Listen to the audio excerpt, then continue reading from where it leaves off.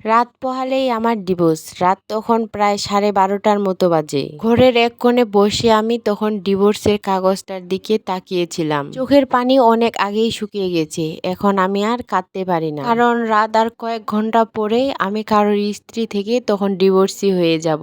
আমার অপরাধ, আমার শাশুড়ির আমাকে পছন্দ হয়নি। আমার নাম নীলা। আজকে যে আপনাদের সাথে আমি কথাগুলো শেয়ার করতেছি, এগুলো আমার জীবনের সব থেকে কষ্টের গল্প। 4 বছর আগে ভালোবেসে বিয়ে করেছিলাম রাফিকে। রাফি আমাকে খুব ভালোবাসতো। বিয়ের আগে আমাকে সে কত স্বপ্ন দেখিয়েছিল। সে আমাকে বলেছিল, তুমি শুধু আমার হাতটা ধরে রাখিও, আর বাকি সব কিছু আমি সামলে নিব। আর আমিও তাকে প্রচন্ড পরিমাণে বিশ্বাস করতাম। আর আমি বিয়ের পরে বুঝলাম, স্বামীকে ভালোবাসা আর শাশুড়ির মন জয় করা এক নয়। বিয়ের প্রথম দিন থেকে উনি আমাকে সহ্য করতে পারতেন না। কখনো আমার রান্না ভালো লাগতো না, আবার কখনো আমার কথার ভঙ্গি তার ভালো লাগতো না। কখনো আবার আমার বাবা মাকে নিয়ে খোঁটা দিত। কখনো আবার আমার পোশাক আশাক নিয়েও তার সমস্যা। শুরুতে ভাবতাম সময় গেলেই সবকিছু হয়তোবা ঠিক হয়ে যাবে, কিন্তু সময়ের সাথে সাথে ওনার রাগও বেড়ে গেল। প্রতিদিন রাব্বির কাছে আমার নামে নালিশ করত। তোর বউ আমাকে সম্মান করে না, তোর বউ সংসার করতে জানে না, বউ আমাদের পরিবার ভাঙবে। আমি অবাক হয়ে ভাবতাম, আমি তো এমন কিছু করিনি। তারপরও আমি চুপচাপ করে সবকিছু সহ্য করতাম। একটা কথারও জবাব দিতাম না, কারণ আমি সংসারটা বাঁচাতে চেয়েছিলাম। দিন দুপুরে আমি রান্নাঘরে কাজ করতেছিলাম। হঠাৎ আমার শাশুড়ি এসে বললেন, তোমার মতো মেয়েকে আমি আমার ছেলের বউ হিসেবে কখনোই মেনে নিতে পারবো না। আমি তখন কাঁপা কাঁপা গলায় বললাম, আম্মা আমি কি ভুল করেছি? তখন উনি হেসে বললেন, ভুল একটাই, তুমি আমার পছন্দের মেয়ে না। এই দিন কেন জানি না আমার বুকের ভিতরটা ভেঙে গিয়েছিল। মানুষের দোষ থাকতেই পারে, দোষ থাকলে শুধরানো যায়, কিন্তু কারো অপছন্দের মানুষ হলে আমি কিভাবে নিজেকে বদলাবো? এরপর শুরু হলো নতুন অত্যাচার। ফির সামনে আমার সাথে মিষ্টি মিষ্টি করে কথা বলতো, আমার সাথে ভালো ব্যবহার করতো। আর রাফি যখন বাসায় না থাকতো, তখন আমার সাথে এমন এমন খারাপ ব্যবহার করতো, আমি যেটা সহ্য করতে পারতাম না। ধীরে ধীরে রাফিও বদলে যেতে শুরু করলো। এর মতো সে আমার সাথে আর কথা বলতো না, আর আমার চোখের দিকেও তাকাতো না। দিন রাতে আমি তাকে জিজ্ঞাসা করলাম, তুমি কি আমাকে ভালোবাসো না? তখন সে একটা দীর্ঘ শ্বাস নিয়ে বলল, তুমি আর আমার আম্মুর মধ্যে আমি আটকে গেছি। আমি বললাম, তুমি তাহলে সত্যটা দেখো। তখন সে মাথা নিচু করে বলল, সব সত্যি দেখা যায় না নীলা। তখন আমি বুঝলাম আমি হেরে যাচ্ছি। 1 মাস পর শাশুড়ি একদিন ঘোষণা দিলেন, এই মেয়ের সাথে আমার ছেলের সংসার হবে না। তখন আমি ভাবলাম, রাফি নিশ্চয়ই এর প্রতিবাদ করবে, তো সে চুপ ছিল, দেখেও না দেখার ভান করেছিল। এই নীরবতায় আমার জীবনে তখন সবচেয়ে বড় আঘাত। এরপর আমাদের ডিভোর্সের কথা উঠলো, আত্মীয় স্বজন সবাই আসলো, বিচার হলো, কিন্তু কেউ আমাকে জিজ্ঞাসা করলো না আমি কি চাই। সবাই শুধু সিদ্ধান্ত নিল, আর আমি তখন আমার নিজের সংসারের মৃত্যুদণ্ড শুনলাম। সেই হলো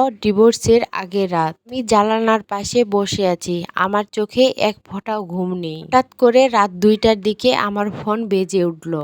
কল। আমি অবাক হয়ে ফোনটা রিসিভ করলাম। যেই দিন বিচার বসেছিল, ওই দিনে আমার বাবা মা আমাকে নিয়ে এসেছে। যেখানে আমার সম্মান নেই, সেখানে তো থাকার কোনো মানেই হয় না। যাই হোক, ও পাশ থেকে রাফি তখন কাঁপা কাঁপা গলায় বলল, নীলা তুমি কি এখনো জেগে আছো?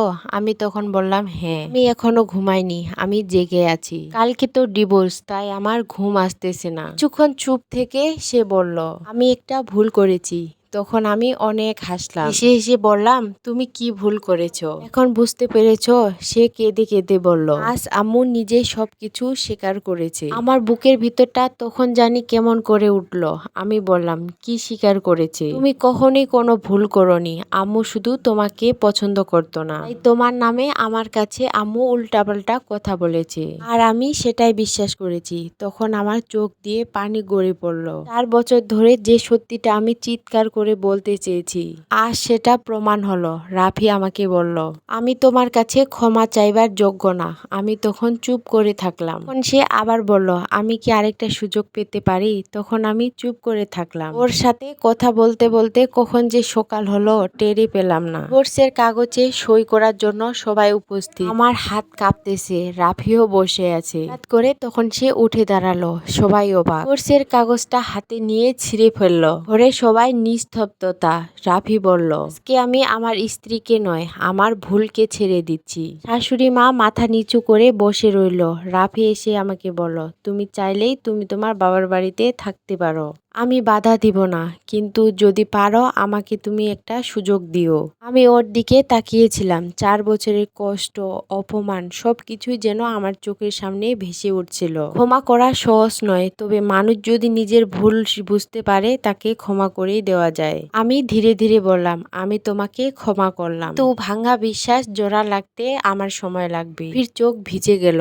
এরপর রাফি তাদের বাড়িতে আমাকে নিয়ে আসলো।